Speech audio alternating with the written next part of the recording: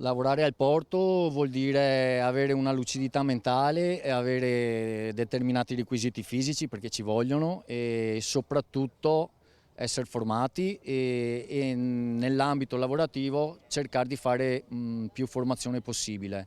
Me l'ha insegnato mio padre che il lavoro portuale è un lavoro pericolosissimo.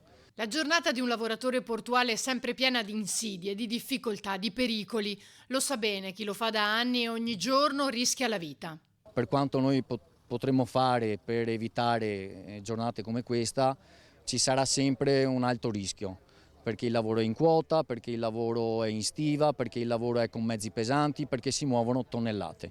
Per questi motivi qua il lavoro portuale sarà sempre un lavoro a rischio. Negli anni sono stati fatti passi sul fronte della sicurezza, ma ancora non è sufficiente. Per come la vediamo noi, la formazione delle squadre, la formazione dei lavoratori dovrebbe avere un occhio di riguardo e un occhio vigile di controllo più dell'autorità portuale, che ci sia un sistema di controllo di chi vigila proprio sul porto, che in questo caso è l'autorità portuale. Ma diciamo che è giusto che ci confrontiamo e cerchiamo di trovare gli strumenti. Noi dei suggerimenti li abbiamo.